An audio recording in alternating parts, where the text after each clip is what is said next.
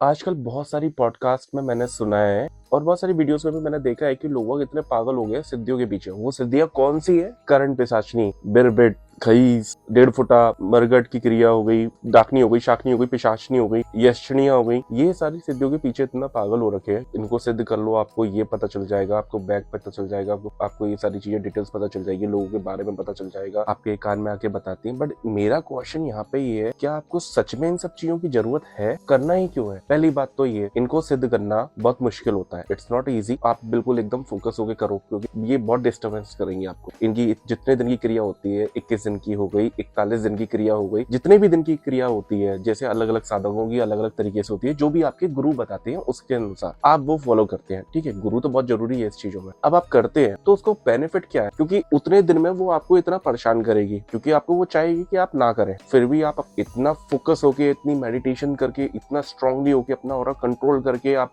सिद्ध भी कर लेते हैं। तो वो आपको क्या बताएगी? पास क्या है इंसान का, आपके पास के बारे में बता देगी, आपको ये बता देगी इस घर में क्या क्या चीजें हैं, क्या है ये। पर बेनिफिट क्या है? क्यों करना है आपको? जरूरत ही क्या है? एक चीज मैं आपको बताऊं, अगर आप कोई भी साधना करते हैं और जबरदस्ती किसी एंटिटी को बांधने की कोशिश करते हैं, उससे वचनबद्ध कर लेंगे, ठीक है, मजबूर कर देंगे कि हाँ आप सारे वचन ले लें, पर हर वचन का कोई ना कोई लूपहोल होता है।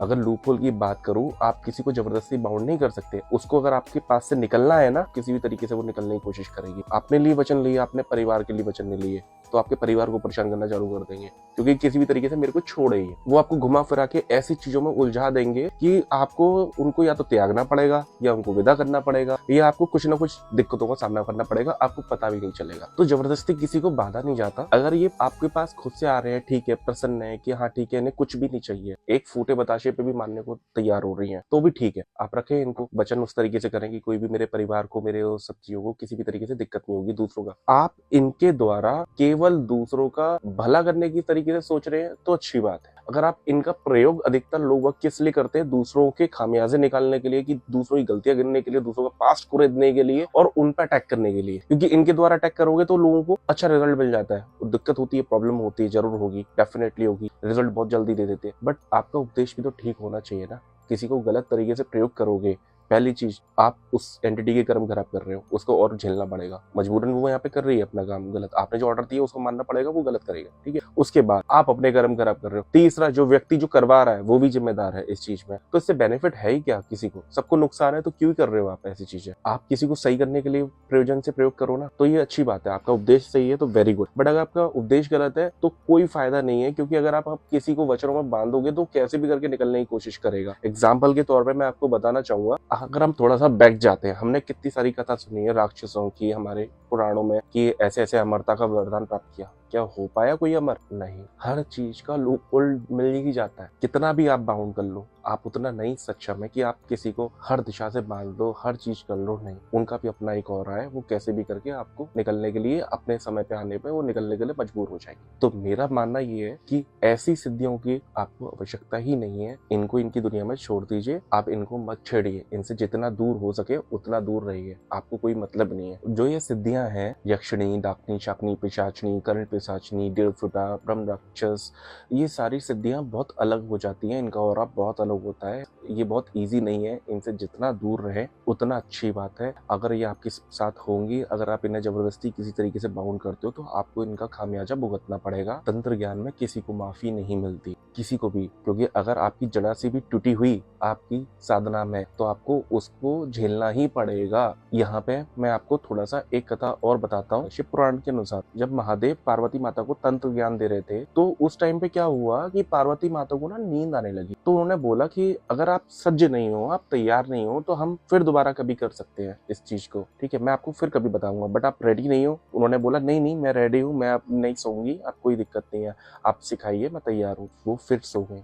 उसके बाद महादेव ने उनको बोला, जाओ मत्स्य कन्या के रूप में जन्म लो, उनसे जाके सीखो एकाग्रता क्या होती है। उसके बाद पार्वती माता ने मत्स्य कन्या के रूप में जन्म लिया, एकाग्रता सीखी। उसके बाद दोबारा महादेव और पार्वती माता की शादी हुई। ये वर्णन शिव पुराण में दिया गया है, आप रेफरेंस के लिए आप पढ़ लीजिएगा। मेरा कहना ये है कि तंत्र में किसी को माफी नहीं मिलती। जरा सी गलती पे आपको नुकसान झेलना ही पड़ेगा। यहाँ पे कोई माफी कुछ भी नहीं है। आप जो कर रहे हैं बहुत फोकस होके करिए। आपको पहले सोचिए कि क्या मुझे जरूरत है, क्वेश्चन आने चाहिए आपके मन में कि क्या मुझे इस चीज की जरूरत है और मैं क्यों कर रहा हूँ, इसको करने से मेरे पे क्या इम्पैक्ट आएगा या मेरी फैमिली पे क्या इम्पैक्ट आएगा, वो सही रहेगा। अगर नहीं है सही तो क्यों कर रहे हो आप। अगर आपका उद्देश्य ये है कि हाँ मुझे दूसरों की भलाई करनी है, मुझे अच्छे प्रयोजन में प्रयोग करना है, तो मैं मान सकता हूँ आप जितना भी पेन लेने को तैयार है लीजिए, कोई दिक्कत नहीं है। आप दूसरों की भलाई के लिए सोच रहे हैं, अच्छी बात है। उद्देश्य क्लियर होना चाहिए, वो बहुत जरूरी है। बट मेरे को नहीं लगता कि यहाँ पे इनको सिद्ध करने के बाद कोई इंसान उद्देश्य दिखाता है, वो सब भूल जाता है। अधिकतर मैंने लोग देखे हैं आजकल जितने लोग हैं इनके घर में ये प्रॉब्लम्स हैं। बहुत रेयर सिनेरियोज होते हैं कि इनके घर में पहले से हो ऐसा वास या कुछ ऐसा हो कि कुछ ना कुछ कोई इंसान इनके घर में भेज रहा है। इट मीन्स क्या है, कोई ना कोई इनका गलत प्रयोग कर रहा है ना, तभी तो इंसान इतनी झेल रहा है ना। क्यों परेशान हो रहे हैं लोग इन सब चीजों के चक्कर में, क्योंकि इंसान भेज रहा है। जो सिद्ध कर रहे हैं वही प्रयोग कर रहे हैं ना इनका, वो अपना वर्चस्व दिखा रहे हैं ना कि नहीं ठीक है मैं कुछ भी करके दिखा सकता हूँ, मैं इस तरीके से करके दिखा सकता हूँ, मैं दूसरे को इंसान को प्रताड़ना दे सकता हूँ, मारण में, उच्चाटन में, वशीकरण में, सम्मोहन में, इन चीजों का प्रयोग करके मैं आपका रिजल्ट ला सकता हूँ। बट नहीं, ये सही नहीं है। हम गलत डायरेक्शन में है, ये चीजें नहीं करनी चाहिए। इन सब चीजों से बिल्कुल दूर रहो। एक चीज का और मैं आपको डिस्कस करना चाहूंगा, मरघट, शमशान साधना। शमशान साधना बहुत उग्र साधना होती है। ये केवल उनके लिए अच्छी बात है जो इंसान गृहस्थ जीवन में नहीं है। अगर कोई इंसान गृहस्थ जीवन में है तो उसको बिल्कुल नहीं करनी चाहिए। आप बस इतना सा मुझे बताइए, आप शमशान साधना आपने की, कंप्लीट हो गई, सब कुछ आपने कर लिया, अब आप घर में हैं, गृहस्थ जीवन में है, आप बुलाते हैं, आह्वान करते हैं शमशान का या मरघट की मसानी का या चीज है, तो कितनी नेगेटिव एनर्जी आने वाली है आपके पास उस घर में।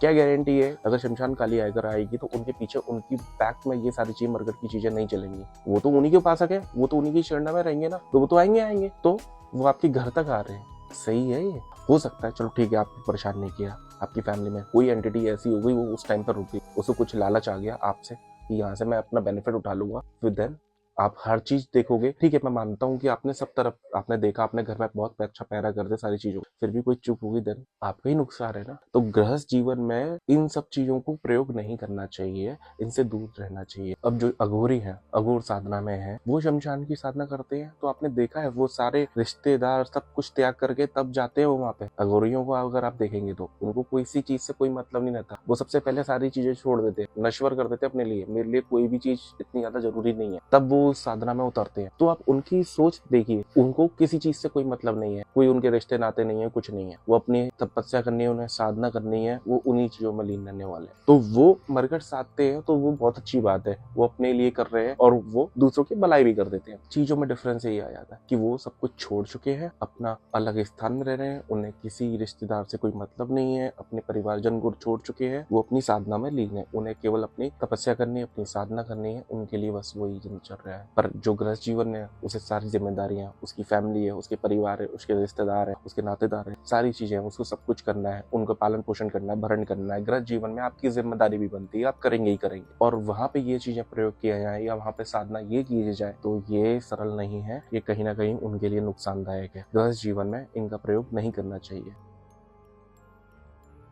ये सबके लिए है। यदि किसी इंसान को साधना करनी है, आपके मन में इच्छा है, अगर कोई साधना करना ही चाहते हैं तो आप अपनी कुलदेवी को क्यों नहीं पकड़ते, उनकी साधना करें। अपने पितरों को पकड़िए, कुलदेवी को पकड़िए, भैरव को पकड़िए, माँ काली को पकड़िए, गाँव की चामड़ को पकड़िए। ये 5 चीजें पकड़ ली तो मैं समझता हूँ इससे बाहर तो कुछ जाएगा नहीं। आपको बस केवल इतना ही तो करना है ना कि आपके साथ में कोई ऐसी शक्ति रहे कि जो आपकी भी मदद करे और आपके परिवार का भी कल्याण करे, किसी तरह की कोई दिक्कत ना है, आपका सब कुछ स्मूथली चल रहा है तो कोई दिक्कत ही नहीं है, राइट। यही आपकी जरूरत है ना, आपको दूसरों से तो कोई मतलब नहीं है। और यदि आप दूसरों की मदद भी करना चाहते हैं तो इन शक्तियों के सारे आप कर सकते हैं, आप इनकी साधना करें। अगर आप इनकी साधना करते हैं तो ये आपको कहीं ना कहीं आपको कोई भी नुकसान नहीं पहुंचाएंगी। पहले ये आपको बढ़ाएंगे, ठीक है, आपकी मदद करेंगे, आपकी हर जगह खड़े रहेंगे। कोई भी आपके घर में इतनी कितनी भी पावर एंटिटी हो इतनी आसानी से नहीं घुस सकती, क्योंकि गाँव की चामड़ प्रमुख होती है, कुलदेवी प्रमुख होती है, आपके पितृ प्रमुख होते हैं। ये अगर आपके स्ट्रांग हैं तो आपके घर में कोई भी नेगेटिव एनर्जी काम नहीं कर सकती। आप जितने ज्यादा हो सकता है उतना स्ट्रांग कीजिए इनको, जितना स्ट्रांग करेंगे उतना आप कैपेबल हैं, आप हर चीज से फाइट कर लेंगे, आप दूसरों की भी मदद कर लेंगे। आपको जरूरत ही नहीं है जो नेगेटिव एनर्जीज है ऐसी चीजों की क्यों करना, क्योंकि अगर आप भूत प्रेत इन पिशाचों की इनकी साधना करेंगे तो आप भी उसी योनि की तरफ जा रहे हैं, आप उनको भोग दे रहे हैं, एक तरीके से उनकी पूजा कर रहे हैं। आप इस चीज को समझिए, आपको देवताओं की पूजना है या फिर इनको पूजना है, आप अंतर समझिए। देवता को तो हर कोई पूछना चाहता है, वहां अपने अच्छे कर्म करके अपना एक जगह जाना है, ठीक है, एक यात्रा है वो अपनी कंप्लीट करनी है। बट आप भूत पिशाचों को पूछ के आप क्या सोचते हैं, आपको क्या पालेंगे? अगर आप इन देवताओं को पकड़ के चलेंगे तो आपको मदद ही मिलेगी, आप किसी तरह की खामियाजा भुगतना नहीं पड़ेगा। और अच्छी बात यह है कि यदि बहुत लोगों का होता है कि मेरा अब शरीर जवाब नहीं दे रहा, मैं अब कर नहीं सकता, ये जो नेगेटिव एनर्जी है ना, करंट पिशाचनी हो गया, ठीक है, डाकनी शाकनी पिशाचनी हो गई, यक्षिणी हो गई, ठीक है, 1.5 फुटा हो गया, बिटबिट हो गया, ये सारी चीजों को अगर आप इनको करते हैं ना एक पल के लिए, शायद ये विदा भी ना ले। आप इनको विदा भी करना चाहते हैं ना तो विदा भी नहीं ले सकेंगे। कई बार इनकी मर्जी होती है, हाँ ठीक है, इन्होंने आपने बोल दिया कि मैं अब नहीं कर सकता, ठीक है विदा ले लीजिए, मैं आपकी सेवा नहीं कर सकता, आपको बोल दिया, आप अपनी जिद भी चलने लग जाती है, कई बार ये अपने जिद दिखाने लग जाते हैं कि नहीं अब तुम मुझे किया है तो मैं करूँ, मेरे को चाहिए, नहीं तो ये आपके घर में किसी और को परेशान करना चालू कर देंगे। बट अगर आप देवी देवताओं को विदा करेंगे, कभी आप नहीं कर सकते, आप कहीं ऐसी जगह है आप छोड़ना भी चाहते हैं, तो इनको बोलेंगे ना कि नहीं मैं आप सेवा नहीं कर सकता आपकी, मैं आपको विदा करना चाहता हूँ, तो ये विदा ले, ये आपको कोई परेशान नहीं करेगा। तो ये डिफरेंस समझिए आप कि भूतों को आपको सिद्ध करना है या इनकी पूजा करनी है, इनको भोग देना है या देवी देवताओं को देना है। तो आप समझ ही गए होंगे कि आपके लिए क्या जरूरी है, भूतों को पूजना या देवताओं या देवी देवताओं को पूजना। अब बात करते हैं यहाँ पे सिद्धियां किस तरीके से प्राप्त हो सकती हैं। तो इनको प्राप्त करने के भी कई तरीके हैं। पहला तरीका ये कि आपने जीरो से स्टार्ट किया, आपने गुरु की छत्रछाया में अपना ज्ञान लिया, अर्जित किया और अपने सिद्धियां प्राप्त करते चले गए, पहला तरीका। दूसरा तरीका होता है ट्रांसफर का। अब ट्रांसफर में क्या क्या तरीके आ जाते हैं कि गुरु क्या करे, आपको अपनी शक्तियां जो है वो अपनी ट्रांसफर करते हैं, आपको दे दे, ठीक है, पहला तरीका। दूसरा तरीका पितृ, मतलब आपके फादर से, फोर फादर से जो भी आपके है वो साधना आप पे ट्रांसफर होती जाएगी, जो पीढ़ी दर पीढ़ी चलती जाती है। आप नहीं चुनते हो, वो अपने आप चुन लेते हैं कि आपके घर परिवार में किस पे जाना है, हाँ मेरे को ये चाहिए, ये उसको आपको लगता है कि जो लायक है, जो संभाल सकता है, वो उसके पास अपने आप ही आ जाती है, तो वो वहां से वो ट्रांसफर हो गई। तीसरा तरीका होता है पूर्व जन्म की शक्ति। पूर्व जन्म की शक्तियां, अगर आपने बहुत अच्छे कर्म करे हो, आपने पिछले जन्म, जैसे मान लीजिए मैंने बहुत अच्छे कर्म करे हो, मैं पिछले जन्म में भी साधक था, मैंने बहुत अच्छे तरीके से सिद्धियां साधी और उनका सदुपयोग किया, दूसरों की भलाई करी, सबका अच्छा किया, ठीक है, तो ईश्वर क्या करेगा, वो अगर मेरे को इस जन्म में जरूरत है ना, तो वो सारी शक्तियां मेरे को कहीं ना कहीं किसी भी माध्यम से मेरे को मिलती जाएंगी वापस। मेरे को बस केवल एक्टिव करना रहेगा, मैं एक्टिव कर लूंगा उनको, तो वो मेरी उस तरीके से काम करेगी। तो तीसरा तरीका ये होता है, पर ये डिपेंड करता है कि व्यक्ति का व्यक्तित्व कैसा है, उसका उपदेश कैसा है, वो दूसरों के लिए कितना सोचता है, दूसरों के लिए कितनी मदद करने के लिए तैयार है। तो ये पॉइंट बहुत इंपॉर्टेंट है। यहाँ पे सिद्धियां इन माध्यम से प्राप्त करी जा सकती हैं। जीरो से स्टार्ट करते हैं, जब हम गुरु ज्ञान लेते हैं तो उसमें बहुत समय लगता है, शुरुआत में फोकस करने में बहुत टाइम लगता है। आप फोकस भी करना चाहेंगे तो बहुत तकलीफ होती है, क्योंकि इसके लिए भी अलग नियम प्रणाली है कि जो 21 दिन हो गए, 41 दिन हो गया, आपको नियम का पालन करना पड़ता है, बहुत स्ट्रिक्ट होता है, ऐसा इजी नहीं है। जितना ज्यादा आप इसमें मेहनत करेंगे, जितना फोकस करेंगे, जितना डेंस जाके आप साधना करेंगे, उतना ऑथेंटिकेशन आपको सिद्धियों में मिलेगी, उतनी प्रचंडता रहेगी, उतना ऑथेंटिसिटी रहेगी आपकी सिद्धियों में। काफी सारे नियम होते हैं, इट्स नॉट इजी टास्क। आपको जमीन पे सोना रहेगा, आपको स्त्री छाया से दूर रहना पड़ेगा, ब्रह्मचार्य का पालन करना रहेगा, सात्विक खाना खाना पड़ेगा। आपके अलग अलग प्रकार होते हैं, जिस तरीके से आप सिद्धियां लेते हैं या जिस तरीके से आप सिद्धियां करते हैं, वो आपके गुरु ज्ञान के अनुसार जैसा आप फॉलो करेंगे। पर जितना डेंस होके आप करेंगे, उतना ही स्ट्रॉन्ग ऑथेंटिकेशन आपको सिद्धियों में मिले। तो ये आप पर निर्भर करता है, आप कितना झेल सकते हैं और कितना ज्यादा जा सकते हैं इस लेवल। तो यहाँ पे आपको इन नियम का पालन करते हुए कोई भी शक्ति को आप प्राप्त कर सकते हैं। गुरु जो ट्रांसफर करता है वो भी बहुत सारी चीज़ें देखता है, वो आपको सब कुछ देखेंगे, सब कुछ चेक करेंगे कि भाई आपको कितनी ज़रूरत है, क्योंकि गुरु भी सब कुछ भाप लेते हैं, क्योंकि तभी वो गुरु है कि आपके जीवन काल में आपको इन सब चीज़ों की ज़रूरत है या नहीं, या उनको लगता है कि हाँ कि आप इतने काबिल हो कि नहीं, तो आपको वो संपूर्ण ज्ञान देके जाते हैं, तो वो उस तरीके से वो ट्रांसफर कर सकते हैं, तो वो आपकी उस तरीके से काम करेगी। पर उनको पालना, ये देवता जो होते हैं इनका भी ध्यान रखना पड़ता है बच्चों की तरीके से। कहते हैं ना, जब तक बच्चा रोएगा नहीं तब तक माँ को पता कैसे लगेगा कि उसको भूख लगी नहीं लगी। तो इनके सामने रोना, मनाना, इनको पुचकारना, इनको खिलाना, इनका भोग देना, जो भी है नियम प्रणाली, इस तरीके से आप करते रहे। तो ये चीज तरीका हो गया। पितृ साधना में आपको अगर पितृ से ट्रांसफर हुई है तो ये आपको स्वयं बताएंगे, आपको जहाँ फंसोगे आप इनसे बात करेंगे तो आपको सारी चीजें आपको पता चलती जाएंगी। धीरे धीरे आपकी सारी राह ऐसी बना देंगे, आपके कॉन्टेक्ट ऐसे करा देंगे, आपको अपने आप ही उस लेवल तक लेके चले जाएंगे और पीछे से आपकी मदद भी करते रहेंगे। तो ये आपकी गुरु साधना में आता है। अब पूर्व जन्म की बात करो, पूर्व जन्म की जो शक्तियां होती है ना, वो पता कैसे काम करती हैं, वो आपके बैकलॉग में काम करेंगे, आपको पता ही नहीं होगा। जब भी आप किसी नेगेटिव ऑरा में जाएंगे तो आपको एकदम से गूज़बम्स आएंगे, आपके साथ में होगा इस तरीके के कि आपको लगेगा कि मैं कुछ अलग फील कर रहा हूँ, मतलब एक पावरफुल सा फील कर रहा हूँ। आपका डर निकल जाएगा। कभी भी आप किसी जगह पे ऐसे फंसेंगे ना तो वो आपको एकदम टेक ओवर सा कर लेंगे। आपको आपके ये पीछे के बाल जो हैं वो थोड़े थोड़े खड़े हो जाएंगे, आपके हाथों में रोंगटे हो जाएंगे, गूज बम्स आने लगेंगे। इस तरीके की चीजें आप फील कर पाएंगे। नेगेटिव एनर्जी में भी होता है, बट आप इस चीज में अंतर क्या महसूस कर सकते हैं, आपको ना एक तरीके से शील्ड के तरीके से, प्रोटेक्शन लेयर के तरीके से ऑक्यूपाई कर लेंगे कि ताकि आप उसका आपका ऑरा इतना मजबूत हो जाएगा, आपको डर नहीं लगेगा उस पॉइंट पे। आपको लगेगा कि हाँ कुछ तो है मेरे साथ में, ठीक है। तो ये बैक से मदद करते हैं, ये एकदम खुल के नहीं आते। पिछले में की शक्तियां ये तब खुलती हैं जब आपको बहुत ज्यादा जरूरत हो आपके जीवन में, तब आपके एकदम उभर के आ जाएंगे, नहीं तो आपको पीछे से मदद करते रहेंगे। और मेरा मानना ये है कि जितनी आपकी शक्तियां छुपी रहे उतनी अच्छी बात है, क्योंकि लोग बहुत सोचते हैं कि नहीं मेरे पास क्या है, कि मुझे पता होना चाहिए ये क्या है क्या नहीं है। ठीक है, अगर आपको लगता है कि आपकी मदद कर रहा है तो कोई ना कोई ईश्वर के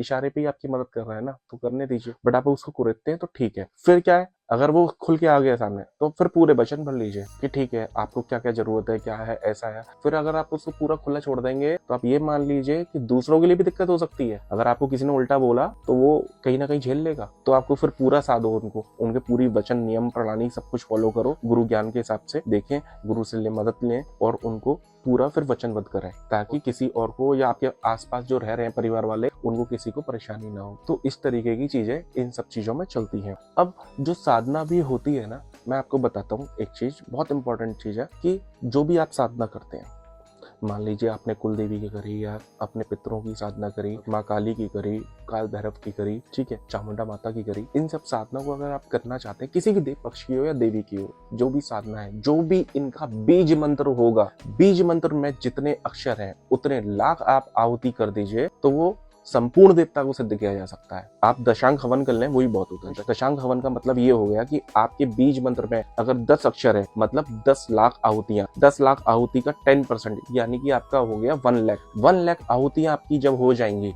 तो वो आपका दशांग हवन पूर्ण हो जाएगा। तो दशांग हवन करके आप देवता को सिद्ध कर सकते हैं। अगर आपको पूर्णता सिद्ध करना हो तो आपके बीज मंत्र में जितने अक्षर हैं उतने लाख आप आहुति कर जाप दे देंगे तो आपके देवता या देवी पूर्णता सिद्ध हो सकती है। उसमें इतनी ऑथेंटिसिटी होगी, उतनी एनर्जी होगी ना कि आप फील कर पाएंगे कि आपको कुछ ऐसा प्राप्त हुआ है जिससे आपकी एक चारों तरफ एक ऑरा इतना स्ट्रांग हो जाएगा, इतना एक लेयरिंग टाइप आप फील करेंगे कि हाँ मैं उस ऑरे में बैठा हूं ना, तो यहाँ पे मेरे को किसी भी एनर्जी मेरे को छू नहीं सकती। आपको फील होगा, आप दूसरों को देखते ही आपको पता चल जाएगा कि इस पे क्या दिक्कत है या क्या प्रॉब्लम है, आप शॉर्ट आउट कर सकते हैं। आप देखेंगे, आपका निगाह भी डालेंगे ना तो आपको पता चलता रहेगा, आपको थॉट्स आते रहेंगे, आपके कानों में आवाज आती रहेगी, इस तरह की फील होने लगेगी। तो ये सब चीजें केवल साधना पर निर्भर करती है, क्योंकि साधना जब आप कर रहे हैं तो आपने क्या नियम फॉलो किया, कितनी ऑथेंटिसिटी से किया, कोई भी बिना गलती के किया हो, ठीक है, कोई गलती नहीं होनी चाहिए। आपने जो भोग प्रसाद जो भी नियम प्रणाली है जिस जिस देवता की आपने वो पूरी फॉलो करी है, ठीक है, उतने दिन का मान रखा है, उतने दिन आप दूर रहे हैं, ब्रह्मचार्य का पालन किया है, ये सारे तथ्य बहुत इंपॉर्टेंट है। ये सब आपने किए हैं तो आपको उनका रिजल्ट मिलेगा और उतनी ऑथेंटिसिटी से मिलेगा, और यही देवता आपकी हर चीज में मदद करेंगे। साधक का मतलब होता है साधने वाला। आप किस तरीके से साधते हो उन शक्तियों को, तो आप पे वो मैटर करता है कि आप अपने देवताओं पे अपनी जो शक्तियां हैं, अपनी सिद्धियां हैं, उनको जोड़ दोगे कि नहीं आपको इसी में काम करना है, इन्हीं चीजों में मनाना है, तो वो मनाएंगे। आप यहाँ पे क्या कर सकते हैं, एक चीज कर सकते हैं, अगर मान लीजिए वहां पे ज्यादा बेटों की संख्या ज्यादा है तो आप अपनी बेटों की संख्या बढ़ा दीजिए। आप यहाँ पे बढ़ाते जाइए, वो बैलेंस आउट हो जाएगी और वो चीजें काम करेंगी और वो क्रिया की काट भी होगी और वो बेटे भी मंजूर भी होगी। तो यहाँ पे आपका काम हो सकता है इस तरीके से।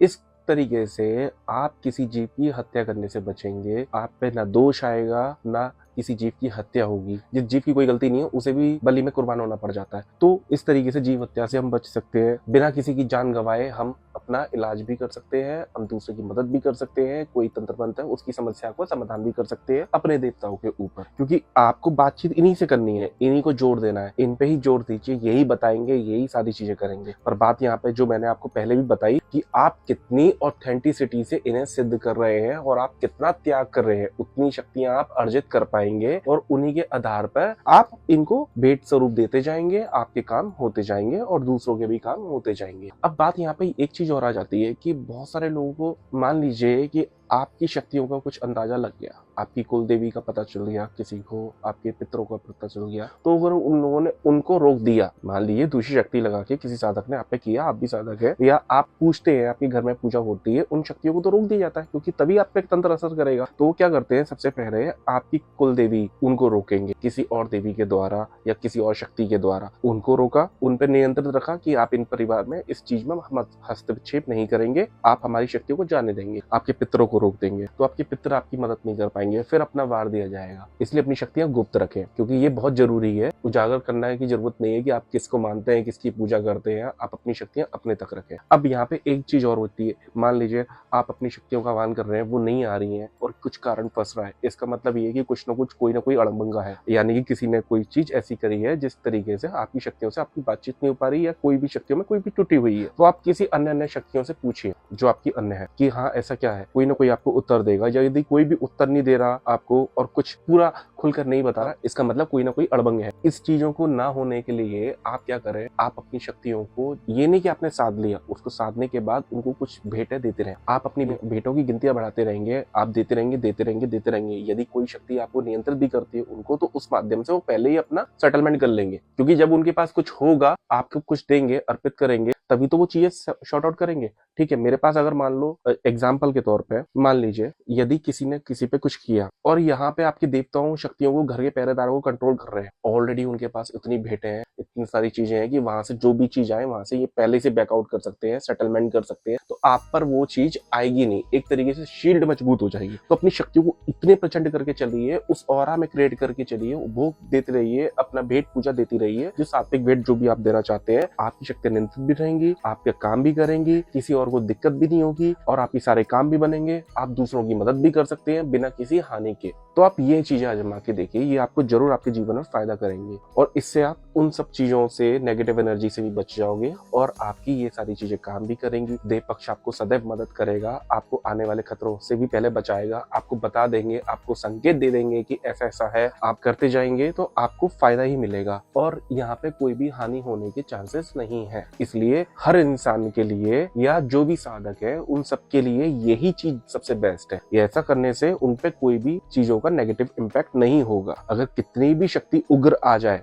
यहाँ पे बहुत ज्यादा होता है कि कई बार ऐसा भी चांसेस होते हैं, आपका किसी ऐसी शक्ति से एनकाउंटर हो गया जो आपकी शक्तियों से बाहर है। बाहर मतलब कैसे कि आप में क्षमता उतनी नहीं है कि आप उसको साध सके, मतलब आपने उस लेवल की सिद्धियां नहीं करी हैं। यही देवता स्रोत होते हैं सारी शक्तियों के। आपको क्या लगता है जितने भी भूत पिशाच ये सारी चीजें हैं, ये किससे अपना शक्तियों का स्रोत पैदा करते होंगे?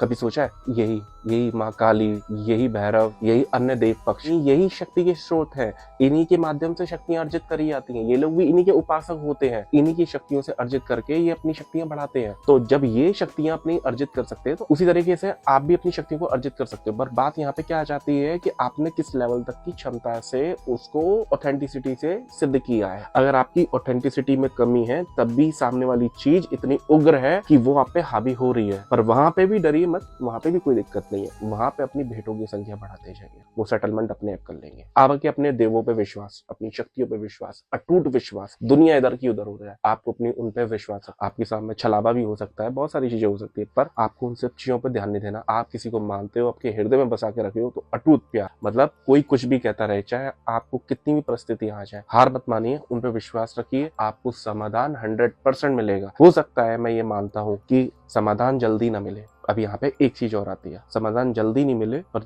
देर से मिले पर मिलेगा। इसका मतलब ये है कि आपको कुछ यातना अभी भी आपके जीवन में फेस करने के लिए रह गई है। अब वो दुख किसी भी माध्यम से आ रहा है, आपको झेलना है, तो वो आप झेलना पड़ेगा। जब वो समय पूरा होगा ना, तो वो सारी चीजें भी आपके सपोर्ट में आ जाएंगी और वो सारी बुरी शक्तियां विदा हो जाती हैं आपके जीवन से। क्योंकि कई बार क्या होता है, हर व्यक्ति, हर साधक अपनी शक्तियां, जितनी भी शक्तियां अर्जित करता है, इंपॉर्टेंट है भाई, बहुत इंपॉर्टेंट है, बहुत मेहनत करी होती है उसने। पर कई बार आप जाते हैं, आप लोगों ने सुना होगा बहुत लोगों से, मैं यहाँ पे भी गया, फलाना जगह पे गया, पर भी हमारा कुछ नहीं हुआ, वहां से भी हमें समाधान नहीं मिला। ऐसा नहीं है कि वहां से वो आपको समाधान नहीं मिला, कई बार आपका समय ही इतना काबिल नहीं। जब समय आता है ना, तो आपको छोटी सी छोटी जगह भी जाओगे ना, वहां से भी समाधान मिल जाएगा। दुख झेलने वाली बात है, जब तक समय आपके जीवन में अच्छा नहीं आएगा, तो वो आपको उन सब चीजों से छुटकारा नहीं मिल पाएगा। किसी भी माध्यम से दुख आए, चाहे वो इस माध्यम से आए चाहे किसी और माध्यम से आए, आपको परेशानी फेस करने के लिए लिखा ऊपर वाले ने, तो आपको वो झेलनी पड़ेगी। ऊपर वाला आपके दुख में साथ हो सकता है। सकता है कि हाँ तेरे को दुख है तो मैं आपके घर में आपकी चीजों में मदद करूंगा,